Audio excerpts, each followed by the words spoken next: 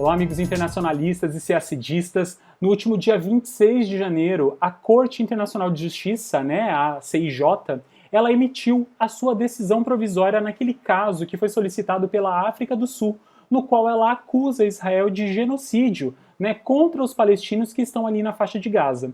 E é interessante a gente perceber que dentro dessa decisão, ao fazer isso, o tribunal, a corte, ela acaba decidindo investigar então, sob a sua jurisdição, quais são as graves acusações que foram lançadas pela África do Sul e considerando então que essas alegações que foram feitas, que foram ventiladas, elas passam então a ser verossímeis e especialmente relevantes. Então a gente começa a perceber também que a corte, quando ela então vai determinar suas medidas provisórias, e medidas provisórias essas, que dentro do âmbito da própria corte elas não são incomuns, afinal de contas a gente vai perceber que a previsão legal para as medidas provisórias sendo emitidas pela corte está ali expresso no artigo 41.1 do próprio estatuto do tribunal. E o objetivo de uma medida provisória aqui é resguardar ou até mesmo proteger o direito das partes, de consequências aí que nós chamamos de consequências irreparáveis, enquanto o mérito ainda não for decidido. A Corte Internacional de Justiça, dentro dessa decisão de medida provisória da demanda que foi feita pela África do Sul, ela vai impor então alguns pontos para Israel. O primeiro deles, que Israel, deve tomar todas as medidas possíveis para prevenir quaisquer atos aí que podem ser considerados atos de genocídio, entre os quais a gente poderia enumerar aqui matar membros de um grupo étnico, causar danos corporais, infligir condições que são destinadas a provocar a destruição deste grupo ou até mesmo impedir o nascimento de crianças. Além disso, dentro dessa decisão da medida provisória que a corte acabou prolatando, ela também vai orientar que Israel deva garantir que os seus militares não cometam de maneira alguma qualquer tipo de ato que seja considerado genocídio.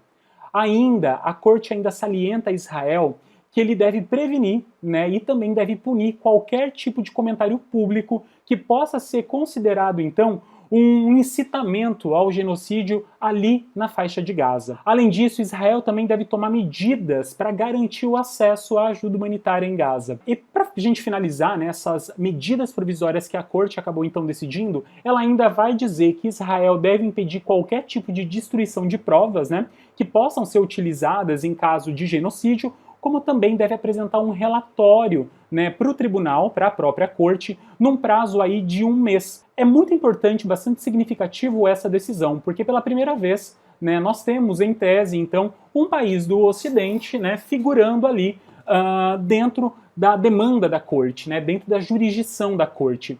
E para que a gente possa recapitular alguns pontos que são bem essenciais para esse caso, o grande pedido da África do Sul, lançado lá em dezembro de 2023, é o seguinte: ela apresenta então, a África do Sul apresenta uma demanda na Corte Internacional de Justiça pedindo que a Corte ordenasse um cessar-fogo imediato, como também medidas provisórias aí que pudessem evitar o genocídio contra o povo palestino. E o que é interessante também a gente dizer aqui é, por que não os palestinos ingressaram com essa ação? Por que a África do Sul? Qual é a legitimidade da África do Sul? E aqui a gente está falando de uma situação, de um elemento do direito internacional, especialmente ali dentro da corte, que chama standing. E quando nós falamos do standing, a gente está falando sobre a existência de um interesse legal por parte de um determinado Estado. No caso, aqui a gente está falando da África do Sul. Ou seja, em casos que são relativos aí a violações de direitos, como esses que estão acontecendo ali na faixa de Gaza contra o povo palestino, isso autoriza, ou seja, isso permite que a África do Sul possa ir até a Corte Internacional de Justiça e então argumentar em seu nome.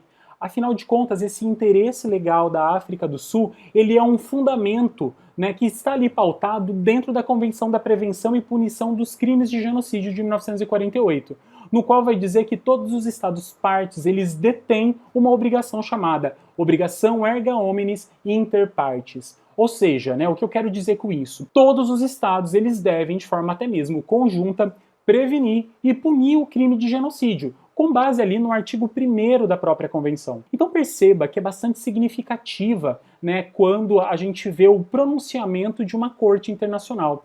E essa decisão ela é bastante marcante, por quê?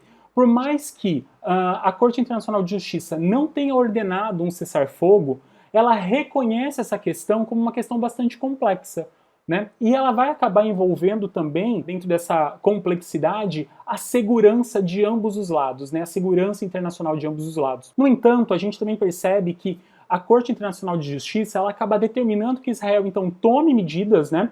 Que são medidas preventivas em relação aos atos de genocídio, como eu havia falado aqui no começo do nosso bate-papo. E é importante também a gente relembrar que a Corte também pediu para que ambas as partes, né, cooperem de boa fé. E ambas as partes aqui a gente está falando tanto de Israel quanto também do povo palestino, para que a gente possa realmente resolver aqui o conflito de uma forma bastante pacífica. E aí, qual é a consequência, né, dessa decisão? Quais são as reações que essa decisão ela acabou sofrendo logo após, né, ela ter sido ali pronunciada? A gente vai perceber que ela foi recebida, né, com bastante comemoração pelo povo palestino, que viram ali o reconhecimento do seu sofrimento. Mas ao contrário, né, antagonicamente, a gente vai perceber que o primeiro-ministro israelense ele reiterou, né, o seu compromisso, né, o compromisso de Israel com o direito internacional, mas afirmou também que continuarão em guerra até que eles alcancem ali a vitória e a devolução dos seus reféns. Além disso, o ministro da Defesa de Israel defendeu a posição de Israel e ainda criticou o processo que foi demandado ali pela África do Sul, dizendo que a diplomacia sul-africana se posicionou como antissemita, né? Então, perceba, gente, que essa decisão ela muda muitas coisas dentro do cenário internacional. Por mais que talvez, né, a curto prazo não traga ainda uma solução, a gente percebe que as decisões da Corte Internacional de Justiça são decisões vinculativas, mas a gente ainda não tem nenhum tipo de mecanismo para execução. Afinal de contas, os mecanismos de execução, eles são aí a exceção. Então, pode ser que sim, que Israel acabe aí ignorando, né? Ainda não saiu. Mas a gente percebe que a própria sociedade internacional acaba pressionando esse país, né? Para que então, pelo menos os atos ali que sejam considerados atos vinculados ao genocídio não ocorram, né? Ou deixem de ocorrer. E aí, por fim, talvez o nosso último questionamento aqui, né, como internacionalista é: quanto tempo vai demorar esse julgamento, né? Quando sairá a decisão do mérito? Porque o que nós temos aqui é a decisão, né, da medida aqui provisória. Pegando aqui alguns parâmetros, né, do que a gente percebe de casos que já foram ali decididos pela Corte Internacional de Justiça, eu saliento aqui dois casos. O primeiro caso deles é Gâmbia versus Myanmar, e a gente também tem o caso Bósnia e Herzegovina e Sérvia e Montenegro. Então, basicamente, nesses dois casos, a gente percebeu aí que o tempo que demorou das medidas provisórias até a decisão de mérito, basicamente foi entre 5 e 14 anos. Então, a gente tem aí alguns anos pela frente, pelo que parece, mas é sempre importante que a gente esteja realmente de olho dentro do âmbito de trabalho da Corte Internacional de Justiça. Bom, pessoal, vejo vocês numa próxima oportunidade para a gente debater um pouco mais desses casos super relevantes do direito internacional. Um abraço!